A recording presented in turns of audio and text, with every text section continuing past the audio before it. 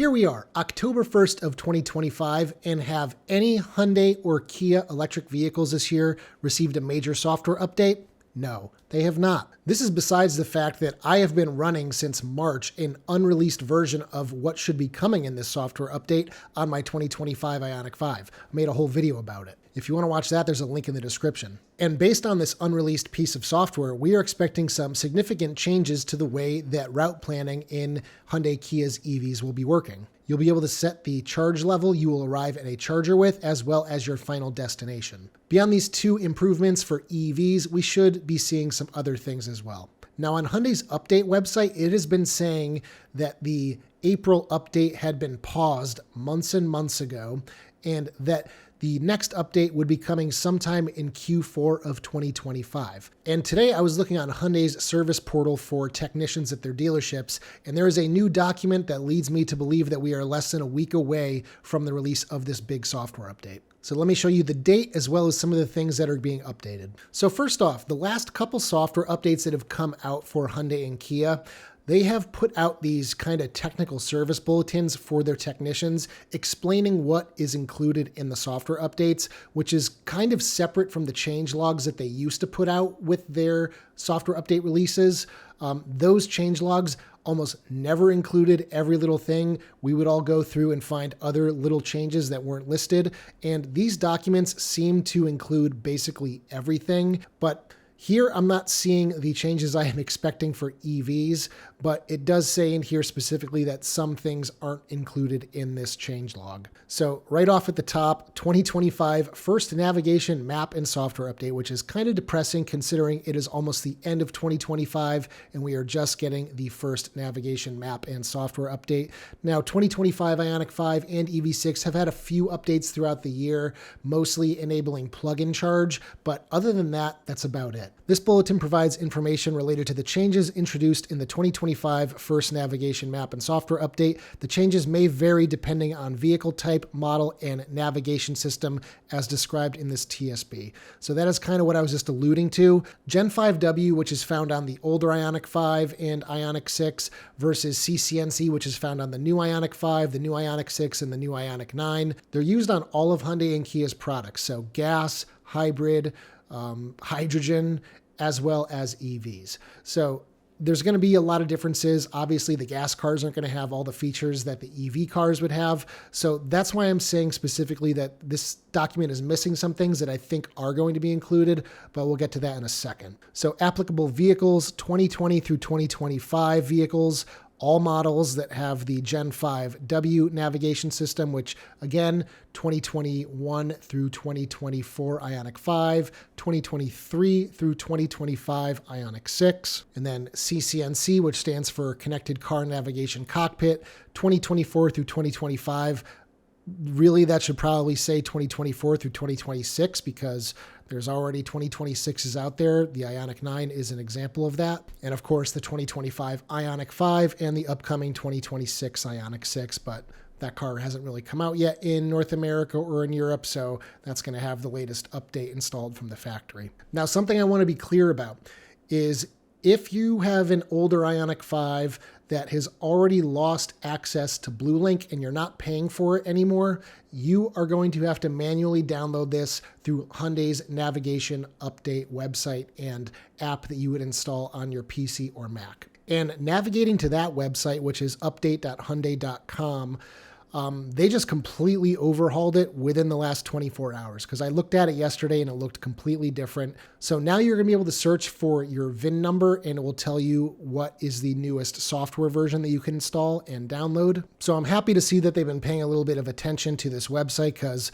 besides the changes I'm seeing today, it's looked exactly the same since late 2022, early 2023. But if you are one of these people that falls into the camp of no longer having BlueLink, thus you will not get over-the-air software updates, you are going to want to have a 64 gigabyte thumb drive on hand that you will be able to download the software to plug into the car to manually update it. I have a video on how to do that, and I will have a link in the description to that as well. It's really easy now. The app will actually format the thumb drive for you, put all the files on it, and then delete them from your temporary file storage on your computer. So it does kind of do everything on your behalf. Scrolling down to the second page, here we see it says availability expected after October 6th, 2025. Of course, after I shot all this video, I went back to Hyundai's update website, and there was a pop-up on the homepage that said, all these changes are here, and the software update is going to come out on October 15th. So it sounds like it could be any time between October 6th and the 15th. You should receive this as an OTA, over-the-air update, but if you want to get it as soon as possible, you can obviously install it manually by downloading it. If I don't see the update come via OTA to my 2025 Ioniq 5 or my Ioniq 6, I'm just going to monitor the app and see when it says that it's available, and I'll just manually download it, install it myself. So it says down here in the note, with the release of the 2025 First Nav update, users with vehicles that support OTA can expect a notification message, or NTC, to be sent to their head unit. This message is expected to be received by the head unit on the first vehicle start, once during every 7-day cycle until the head unit software is updated. So let's scroll down and look at some of the improvements. So there's a lot of stuff here that I don't really know what it means because I'm not a software person. So if you are and you're familiar with this kind of stuff, let me know down in the comments section if this is important. Obviously, they wouldn't be changing it if it didn't do something relatively good for the car. But this also does just kind of go to show that even though we're not seeing significant changes with some of these software updates, there's a lot of stuff happening behind the scenes that is actually taking place. So apply real-time vehicle status MQTT for Gen 2 connected car services. That applies to Gen 5W. I don't know what that means. Electric vehicle services, EVS 2.0 CCS applied to both Gen 5W and CCNC. I don't know what that means, but I imagine it's good. So these ones in the first box are being labeled key improvement items, but then scrolling down, this section here just says improvements. Don't know what that means. Don't know what that means. Display a revised notification on the AVN prior to the application of over-the-air or USB updates. Address lag issue when starting lap time measurements in N mode. The Ioniq 5N is running CCNC, not Gen 5W, so I don't know, maybe that's a typo that it's in the wrong section there. Don't know what that is. This one is actually an issue I have heard from some people. Address radio presets being reset when changing user profiles. Sounds like it was just a bug that's now getting squashed, so that's good. Protection logic added for app crashes on modem information screen. Address SCOMO OTA updates intermittently updating on Navi/map. Don't know what that means. Resolve intermittent Bluetooth initializing pop-up message. I haven't personally experienced that. Maybe you have. So this one right here is probably the biggest EV-specific thing we're seeing right here, which is add a charging filter setting button on the route options screen after setting the destination.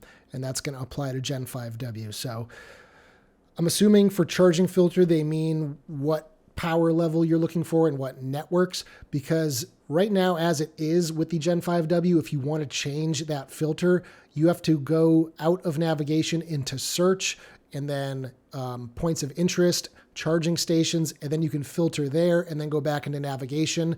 Then you have to reroute for it to replan charging stops based on that new criteria. So now it sounds like you'll be able to do that right from the navigation menu instead of having to go into search and everything. So that is definitely welcome. Start route guidance without the route options screen. That applies to both systems. I'm gonna have to look more into that one because I don't really know exactly what that means. Change to always display the wireless charging indicator. So that must mean when you put your phone on the wireless charging pad, whether or not it's displaying it up in the top right corner. My Ioniq 6 doesn't have a wireless charging pad, but if I recall from my Ioniq 5, my 2022 that had it, it would only show it was charging if the phone was actually on the pad itself. So this sounds like it's going to indicate to you whether or not something's actually on the charging pad or not. Address vehicle not entering N mode within 30 seconds after ignition on from cold start. Not really sure about that one, but it is CCNC. I'm assuming this is referring to N mode on like an Ioniq 5N or one of the other N cars they make. Improved AVN display control when moving, exiting settings. The AVN is basically what they're calling the center infotainment display. So Just changing some things there, I guess. Address behavior of missing cover image for currently playing music. I'm not sure if I've experienced that bug or not. I don't really live outside of Apple CarPlay when I'm driving. I'm basically in there unless I'm doing something with the EV menu.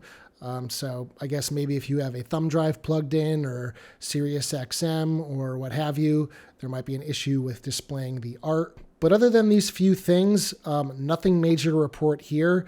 But as I said, I am fully expecting to get these updated route planning features, just like my current 2025 Ioniq 5 on this pre-release software has. And it's not even just my Ioniq 5. The Ioniq 9 has this feature from the factory, so it's got to be coming at least to the 2025 Ioniq 5. Fingers crossed it's coming to the older Ioniq 5 and Ioniq 6 as well. It really makes route planning so much smarter. I'm also hoping that there might be some other EV-specific updates in here, specifically allowing you to precondition the battery down to 10% state of charge instead of the current cutoff, which is like 18 or 19%. And I'm really keeping my fingers crossed that they will also be adding a manual battery conditioning button for the older Ioniq 5 and Ioniq 6, because living with the 2025 Ioniq 5 this past winter, having that button was really, really nice. So anyway, guys, stay tuned. I'll have a big video where I go over everything. We'll take a look, dive into the system, see what kind of changes we see,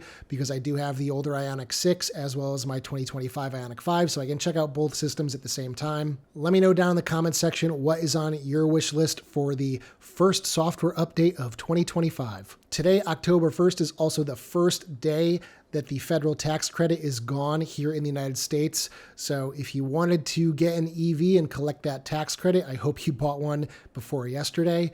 But I'm going to be monitoring how things are developing over the next month or two.